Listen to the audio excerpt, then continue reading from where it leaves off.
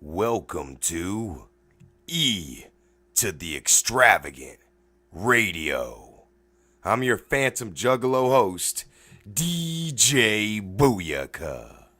What up, juggalos and my extravagant listeners? How y'all feeling? So, today we're going to be talking about alcohol because my good friend, my brother from another mother, Alstallio, sent me something because he knows I don't drink alcohol. He knows I absolutely hate alcohol and love marijuana. I don't do anything else. I love marijuana. So, but I found he sent me this, and I think y'all would like to hear this. And it is written. First, let me give props to who wrote it. It was written by. Now, I might not spell it right. Hold on, or say it right. So I'll spell it afterwards. So it's written by Zahara Sita. That's Zahrahsita. And it's called Alcohol Consumption and Spirit Possession. Now, I'm going to call this The Truth About Alcohol, as you can tell by the title. But let's continue on. I'm going to read you this, and I hope we'll talk a little more after this. Let's just read. It's pretty lengthy, but I think y'all will find it interesting. And I fully believe this.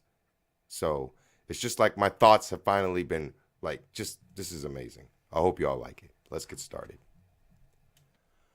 Although it is mass-produced, mass-promoted, legal, and ingested by a multitude of people all over the world, most people don't ever consider or understand the spiritual consequences of drinking alcohol. Let's begin by taking a look at the etymology of the word alcohol. Etymology means the root of the word. The word alcohol comes from the Arabic alcool, which means body-eating spirit, and gives root origins to the English term for ghoul. In Middle Eastern folklore, a ghoul is an evil demon thought to eat human bodies, either as stolen corpses or as children. The words alembic and alcohol, both metaphors for aqua vitae or life water, and spirit, often referred to a distilled liquid that came from magical explorations in Middle Eastern alchemy. In the words of writer and health enthusiast Jason Christoff, in alchemy, alcohol is used to extract the soul essence of an entity, hence its use in extracting essences from essential oils and sterilization of medical instruments. By consuming alcohol into the body, it in effect extracts the very essence of the soul, allowing the body to be more susceptible to neighboring entities, most of which are of low frequencies. Why do you think we call certain alcoholic beverages spirits? That is why people who consume excessive amounts of alcohol often black out, not remembering what happened. This happens when the good soul we were sent here with leaves because the living conditions are too polluted and too traumatic to tolerate. The good soul jettisons the body, staying connected to a tether, and a dark entity takes the body for a joyride around the block, often in a hedonic and self-serving illogical rampage. Our bodies are cars for spirits. If one leaves, another can take the car for a ride.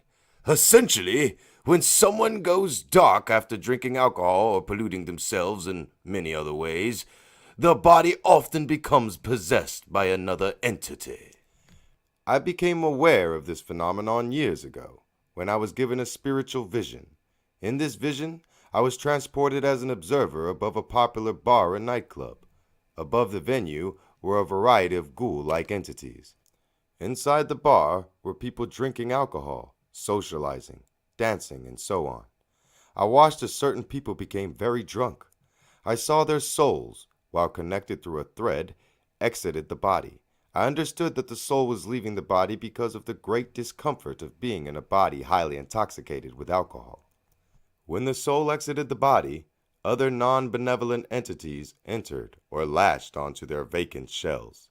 Once the entities took hold of the body, they used the body to play out all kinds of dark acts, such as violence, low-level sexual encounters, destructive behaviors, rape, and more. Years later, while reading a book called Man's Eternal Quest by Paramahansa Yogananda, this spiritual master clearly explained the exact same thing as I was shown in the vision. I began to look back over my life and remember situations where I saw dark spirits hanging around people who had become very drunk. Let me elaborate a bit when I say I saw these entities. I have had the abilities of clairvoyance, the ability to perceive things beyond the natural range of the senses, which can include ESP, extrasensory perception, sixth sense, psychic powers, second sight, telepathy, and more. Clairaudience, the ability to perceive sounds or words from outside sources in the spirit world, and the experience of being a spiritual initiative and empath since childhood. I have the ability to see energies and spiritual manifestations that most people don't see. As I looked back over my life, I could remember many incidents of encountering non-benevolent spirits in the presence of intoxicated individuals. I also have had experiences of looking into the eyes of a few people who were surely possessed by dark energies that were not their own. I also remember a psychology course I once took. In part of this course, we studied advertising and the effects on humans. We looked at the advertising for alcohol. A master teacher of this subject illuminated the fact that most alcohol advertisements are embedded with hidden messages and images, not typically perceivable to the common sight, yet perceived through the subconscious. Knowing how powerful the subconscious is in our decision-making, feelings, reactions, beliefs, etc., the slick sales team of alcohol, as well as tobacco and other products, use this sinister technique to trick us into buying their products and joining the social cult of mental apathy and cultural obedience. Many of these hidden messages and images were extremely sexual, working to influence some of the basest urges and primal nature of humans. Let this example bring you to a place of curiosity and questioning.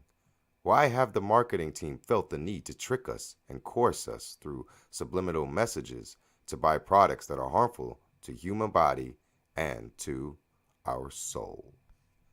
How many times have you or someone you know, after becoming quite intoxicated with alcohol, behaved in a manner uncommon to them? Perhaps you experienced the changing of voice, violence, sexual promiscuity, ingesting of harmful substances, destruction of property, conflictual behavior, and other negative expressions. Consider these experiences and ask yourself, is this the manifestation of light, love, and positivity? Do these occurrences represent a path of consciousness and health? It is known by many that ingesting alcohol depresses the nervous system, kills brain cells, is toxic to the liver, weakens the immune system, and has many other harmful effects. We are taught that long-term alcohol use can lead to unwanted weight gain, disease of the liver, lowering of the intelligence, and negative effects on hormones. Drinking alcohol while pregnant can lead to birth defects, mental retardation, and deformities in the developing fetus. Yet still, it is mass-promoted and supported by our mainstream culture. Have you ever considered that alcohol is a slick tool of the supporters of the Matrix, global mind control and oppression program, to keep people on a path of disempowerment and sickness? We have to ask, why is alcohol legal throughout most of the world, yet in many countries, and specifically the United States, psychedelics are illegal? The conscious and safe use of psychedelics or visionary medicines are known to assist in mind expansion, to initiate spiritual experiences where people have communed with the divine, healed numerous physical and spiritual ailments, increase intelligence, help to repattern the brain in a positive way, assist people in aligning with their soul's purpose, and have inspired many people to create great works of art and other innovative creations. It seems that these substances would definitely be banned and discouraged if there truly is an agenda seeking to oppress the human potential and keep us in the dark regarding who we are as spiritual beings, our innate potential, and the path to empowerment. As we strive to heal, awaken, and transform our world, I pray that we wise up to the dirty trick played upon humanity in regards to alcohol. Non-benevolent forces have wanted to keep us oppressed, disempowered, and asleep. How many of us have seen families broken and lives lost because of alcohol and alcoholism? Do you think it makes us smarter or healthier or overall better people? It's time to change things. Let's stand behind replacing the rampant abuse of alcohol with more health-enhancing practices and activities, and learn how to live awakened and empowered lives.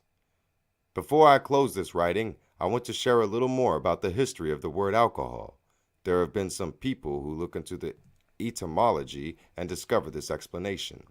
Alcohol, 1540s, early 15C as alcohol, fine powder produced by sublimation.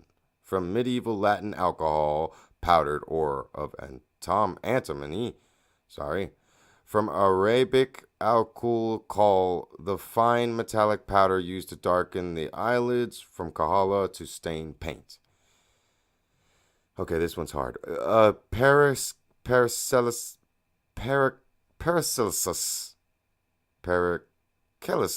Okay, look, y'all gotta read this, but you all gotta just whatever. I'll try it. Okay, I'm gonna try. Paracelsus. Okay, 1493 to 1541. Used the word to refer to a fine powder, but also a volatile liquid.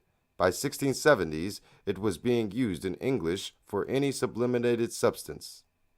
The pure spirit of anything, including liquids, scents of intoxicating ingredients, and strong liquor, is first recorded 1753, short for alcohol of wine, which was extended to the intoxicating element in fermented liquors. In organic chemistry, the word was extended. Darn it, now I'm really okay. In organic chemistry, the word was extended 1850 to the class of compounds of the same type as this. Upon further research, we can find that in ancient Egypt, the eyes of both men and women were lined top and bottom with a thick black powder known as kajal or mestamit. The outlined eye resembled the almond-shaped eye of falcon god Horus, observed in the Eye of Horus glyph. It was believed that this shape invoked the gods' protection and warded off evil spirits. Yet if one were to dig deeper, as a true scientist, researcher, or truth seeker does, you will also discover these interesting facts. Dr. Rachel Hajar, an accomplished modern-day editor, author, and medical advisor, while researching an article on alcohol for her online medical journal, found additional meaning in ancient Arabic text. Alcohol, genie or spirit that takes on varied shapes, or a supernatural creature in Arabic mythology. Alcohol, any drug or substance that takes away the mind or covers it. The word alcohol is also linked to the fixed stars in astronomy known as Algol, also known as the demon's head. The current Arabic name for alcohol, ethanol, is, I'm not even going to try, that's not just Algol, properly meaning spirit or demon. It is not a coincidence that alcohol has often been referred to as spirits. There is a deep history behind this intoxicating substance. There are layers of information throughout our culture. Sometimes we have to look below the surface of things to find the fullness of truth. I encourage you to deeply consider the information shared here. Look at the effects of alcohol in your life, and the lives of the people you know, and in society at large. Make conscious, informed, and health-enhancing decisions. The more people who awaken to truth and seek health and liberation from mind control agendas, the more likely we are to make positive changes and co-create a world we feel good about living in. Once again, this was wrote by Zahara Sita. That's Zahrahsita. Let's give hand clap Zahara, we gotta put a hand clap in here. Zahara, we want to get the name right, make sure. Now, the original title, I want everyone to go check that out for themselves. It's by Zahara Sita, and it's actually called Alcohol Consumption and Spirit Possession. I think y'all will find that a very interesting post on Magazine Click. So look that up, and it's Alcohol Consumption and Spirit Possession by Zahara Sita. Hand clap! Let's get started, because I'm not gonna keep this long. All right. So look, I don't like alcohol. I like the greenery, Mary Jane. I got a serious question for y'all. How many people do y'all know that when they get drunk, they just get belligerent, get stupid? You don't have to go far. Go to the club. Now, if you want to see people happy, they smoke weed. Now, I'm asking you right now, how many of y'all, that's not laced, weed that's not laced, that's just good greenery, how many people do you know act stupid off marijuana? And I ain't talking about getting lazy. I'm talking about doing stupid things like getting into fights. Marijuana don't make you want to fight anybody. Marijuana makes you want to be in love and peace. Why is it, honestly? I've been saying this. You can even ask Alstallio. Thank you, Alstallio, for that. Again, you sent me something awesome. You always do. If y'all listeners, my extravagant listeners and juggalos and juggalettes, if y'all have something just, positive or not, just something interesting that you'd like me to read out here, I'll do it. Just make sure you write the name of who it's from, please, so I can give credit to where credit's due. But as far as alcohol, I've been saying for quite some time, you can even ask Alstallio, that alcohol should be illegal and marijuana should be legal. I mean, just look at the Netherlands or Amsterdam. You know what I mean? I'm just saying. It's just, who knows? Maybe I'm wrong. I don't think I am.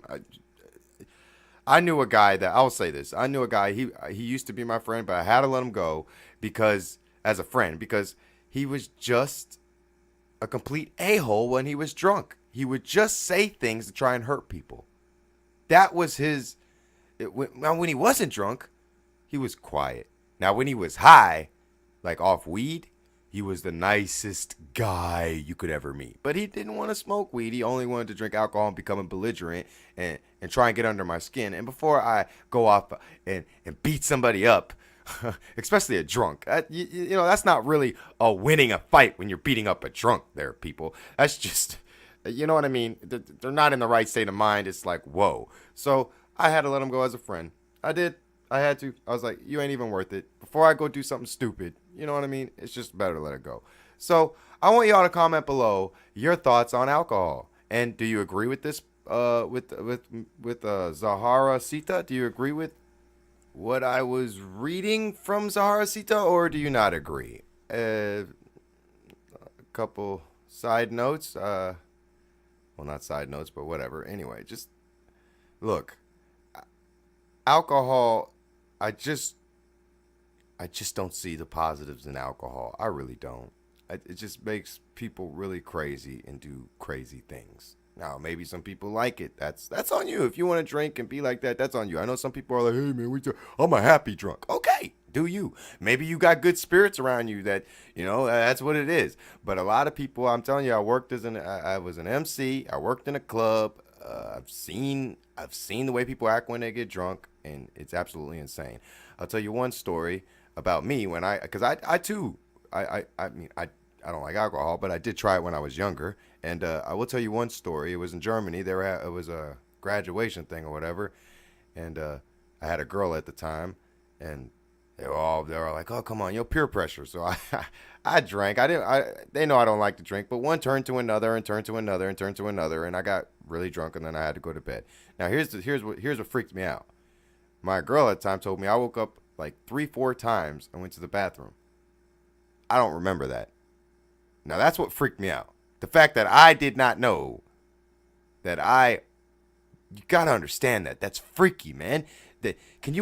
So much, just, that is insane, man. Come on. Blacking out, even when you're sleeping and you start waking up in the middle of the night and you're drunk. What if something bad happened? You know what I mean?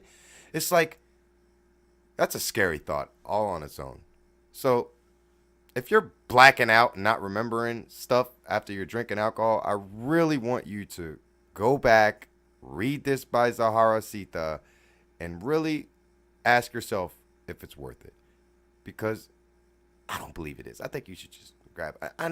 I know y'all are going to be saying, oh, but marijuana's not legal. Well, you know what? That's because of, that's what they want. You know what I mean? They want your mind polluted. They want you to be like that. That's the agenda, man. They don't want anything that keeps you thinking. Marijuana gets you thinking, get you really, opens your mind and get you, it's just a beautiful thing. They don't want that.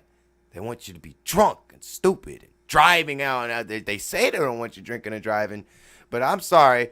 I just don't see, in my mind, I just don't see how marijuana is illegal and alcohol is legal. I just don't understand it, not from all the bad stuff that's happened with alcohol. So, anyway, I'm not going to keep this too long. I mean, I read what I wanted to read to y'all, and hope y'all enjoyed it. I would like to hear your thoughts. Comment below. Do y'all have any crazy alcohol stories you'd like to tell? Please comment below. I'll say this. I don't like alcohol. I love Mary Jane. That's what I love. Comment below your thoughts on it. Thanks for listening. This is E to the Extravagant Radio.